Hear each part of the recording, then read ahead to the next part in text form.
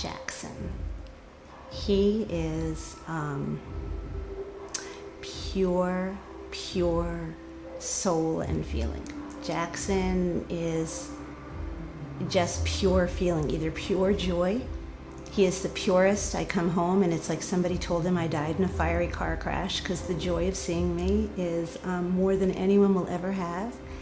And he, in his pain, everything is so pure. So Jackson is pure emotion, and that makes him perfect.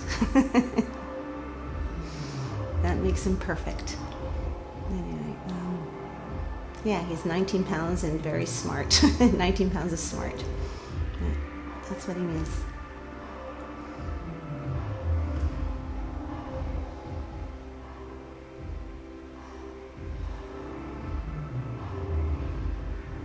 I think it's that. I think it's that pure feeling of when you see someone, life is just a little bit better. I think that's what that is. I think that is that there's just, oh, I'm fine, and when I see you. And yeah, I think that's it. I think love is just, I mean, who knows what it is to anyone, but for me it's just a feeling of wholeness, you know.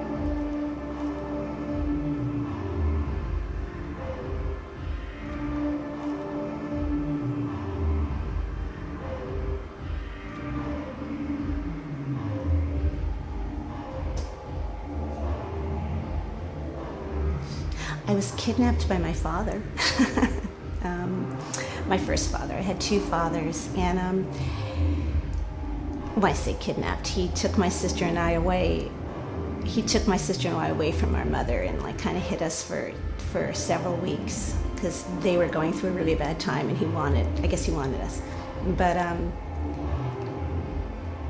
and it wasn't a good thing. I mean, we would hide in the bottom of cars when we checked into motels, because he would tell us, oh, it's cheaper without kids. And really, he just didn't want anyone to know that he had us. And ultimately, we were left alone in a hotel room, and called our mother. And ultimately, we got home. And I think the thing that shaped my life is that he said when he left, when finally, this was maybe 3 weeks later, a month later, when he brought us back, he said to my sister, do you ever want to see me again? And she's older, and she said no. And he said to me, do you ever want to see me again? And, you know, my older sister said no, and I'm like 4 years younger, and I said no. And I never saw him again. And I think that was, there was a lot of responsibility in that. And yet not, of course, but that was a defining moment. I did actually see him. Well, I started, I would get, like, every year for a few years, there would be on my birthday and his birthday were a day apart. And every year there would be a present at the door. And the first year I opened it, and it was a charm bracelet with one charm on it that said, it was shaped like a stop sign. And it said, I'll never stop loving you. And I thought, oh, that's really good. But then my sister got the same gift, and the next year I got it again. So I thought, oh, he just bought a bunch of them. You know, so I thought, all right. But then I saw him. I didn't hear from him again probably till I was in my 20s. And this was a guy who was brilliant. He had, you know, he was an engineer. He had all sorts of things, and he had become a homeless person, and without a drinking problem. And you think, oh, that's really unusual. So. That isn't really, you know, that was a shaping experience for me, because I think I always felt like I did that to him. You know, and I know I didn't, but that was definitely a shaping experience of my life, for sure. But,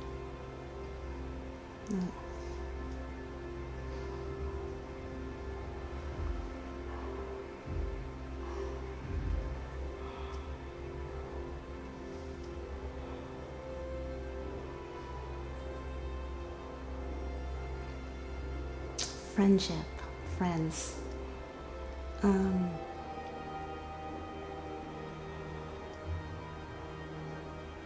And I get to laugh a lot.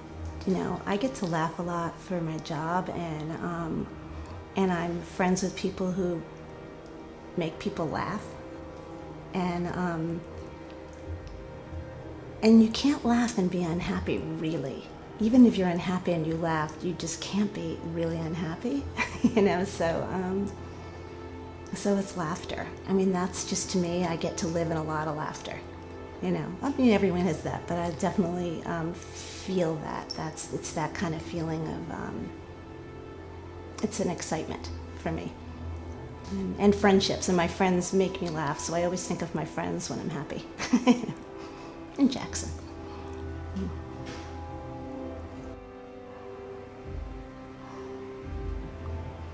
I don't quite know what that means.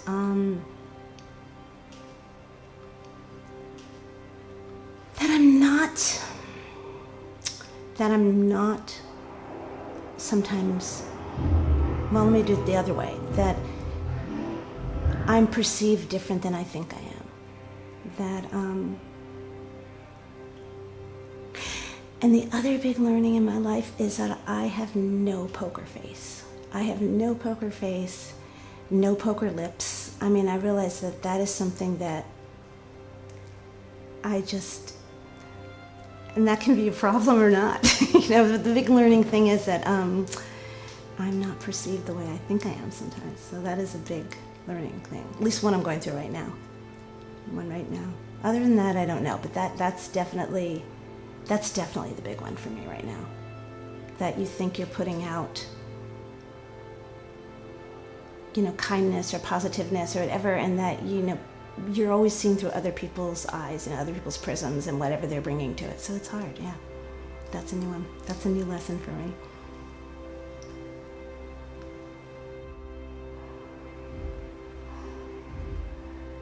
I have none because I haven't gone through enough experiences, you know.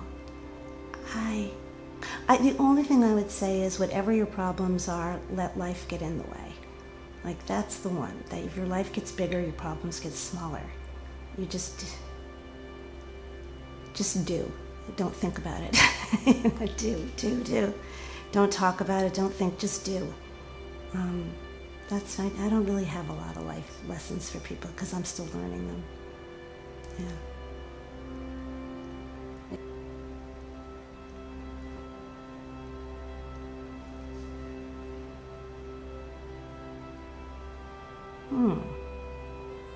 I'm trying to enjoy Jackson, my dog. I enjoy him. I enjoy being with him, going to the park with him, coming home, you know. The things I used to enjoy, I'm not doing anymore. So I feel like they have to be smaller, like, you know, gardening and throwing a ball for him. They're smaller. But that's my joy. That's my happy place. I don't have a lot to say on this. Yeah.